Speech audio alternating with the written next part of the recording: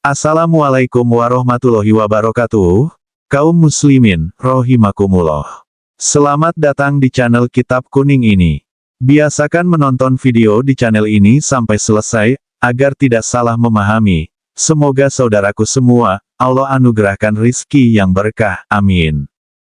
Kaum muslimin rahimakumullah. Allah menciptakan manusia sebagai makhluk yang paling sempurna, sebagaimana firman Allah Subhanahu wa Ta'ala di dalam surat Atin, ayat keempat, yang artinya, sesungguhnya aku telah menciptakan manusia dalam bentuk sebaik-baiknya.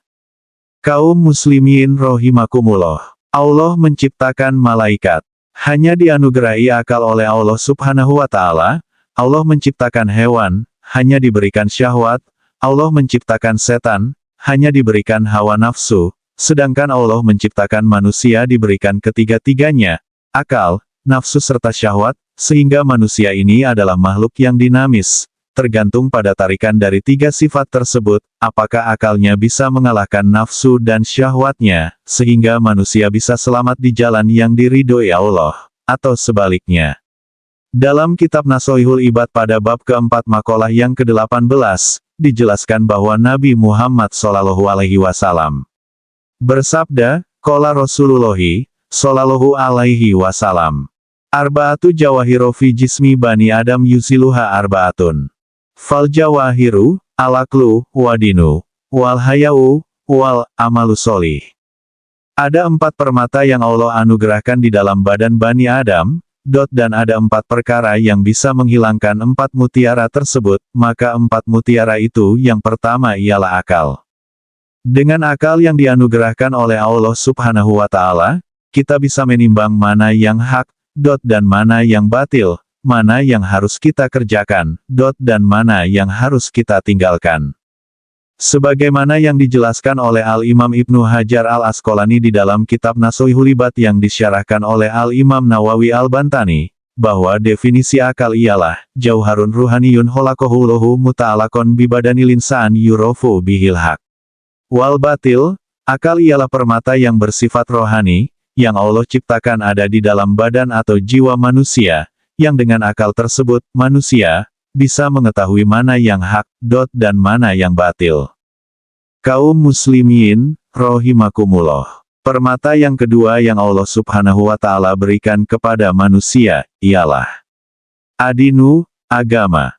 Menurut Al-Imam Ibnu Hajar Al-Asqalani, dalam kitabnya Nashihul Ibad, agama adalah aturan atau norma yang bisa mengarahkan akal, agar sesuai dengan yang dikehendaki oleh Allah Subhanahu wa Ta'ala, dan agama, harus menjadi pedoman dalam kehidupan kita sehari-hari, dalam menggapai keridhaan Allah Subhanahu wa Ta'ala, agar kita termasuk golongan orang-orang yang bertakwa. Kaum muslimin rahimakumullah. Permata yang ketiga yang dianugerahkan kepada manusia, dalam hadis Nabi, yaitu al-hayau, yaitu sifat malu. Sifat malu adalah merupakan sifat yang dikembangkan oleh agama, untuk mengendalikan perilaku manusia yang dapat membedakan antara kita dengan hewan, ataupun setan. Di dalam keterangannya Imam Ibnu Hajar Al-Asqalani, membagi sifat malu menjadi 2. Yang pertama, yaitu hayaun nafsiyun, sifat malu yang diberikan oleh Allah Subhanahu wa Ta'ala kepada setiap manusia, seperti sifat malu apabila terlihat auratnya, malu apabila melakukan kesalahan di depan umum, dan sebagainya. Sifat malu yang kedua yaitu al-haya'u imaniyun, didefinisikan. Ayamna al-mukminu, min filil ma'asyi, khaufa minallah. Yaitu sifat malu yang bisa mencegah manusia dari berbuat dosa, dan maksiat, atau meninggalkan perintah Allah Subhanahu wa Ta'ala. Malu yang seperti inilah yang sesuai dengan hadis Nabi Muhammad Shallallahu alaihi wasallam. Al-haya'u minal iman, malu adalah sebagian dari iman. Kaum muslimin rahimakumullah, kemudian dalam hadis di atas, disebutkan, permata yang keempat ialah amal soleh. Amal soleh ialah perbuatan yang patut dan baik menurut kaidah agama. Amal soleh adalah buah dari kemampuan kita memahami dan menjalankan perintah agama, serta mengendalikan sikap agar tidak melakukan hal yang dilarang agama, dalam kehidupan kita sehari-hari, dengan dilandasi keimanan dan ketakwaan kepada Allah Subhanahu wa Ta'ala. Kaum muslimin rahimakumullah, keempat permata yang Allah berikan kepada manusia, yang telah disebutkan tadi, bisa menjadi hilang atau rusak, disebabkan oleh 4 perkara yang tercela.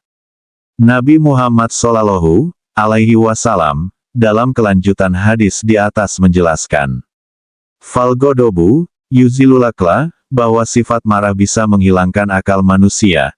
Ketika amarah sudah menguasai dan mengendalikan manusia, maka sering kita menyaksikan, manusia berbuat keji, dan kotor melebihi binatang, karena akalnya sudah dikendalikan oleh amarahnya, nauzubillah min zalik, waliyadu billah. Kemudian sifat tercela yang kedua yaitu, walhasadu yuziludin, sifat dengki bisa menghilangkan atau merusak agama. Sering kali kita mendengar dan melihat di media dan televisi, manusia dengan teganya menganiaya bahkan menghilangkan nyawa, hanya karena sifat dengki, naudzubillah. Kemudian yang ketiga watomau, yuzilul haya, sifat serakah dapat menghilangkan sifat malu. Betapa kita sering menyaksikan seorang koruptor, yang sudah tidak punya malu, dengan segala kemewahannya, masih tega memakan yang bukan haknya. Kaum muslimin rahimakumullah, yang keempat yaitu wal-ghibatu. Yuzilul amala sholih, menggunjing, atau, membicarakan aib seseorang. Dapat merusak amal sholih yang telah kita lakukan.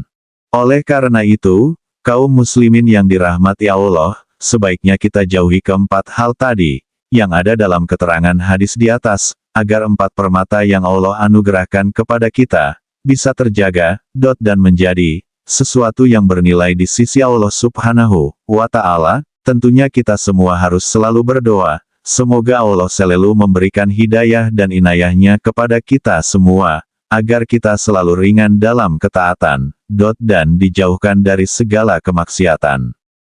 Hadanallahu wa iyyakum ajmain, amin. Kaum muslimin, rahimakumullah, terima kasih telah menonton sampai selesai. Sampai jumpa di video selanjutnya.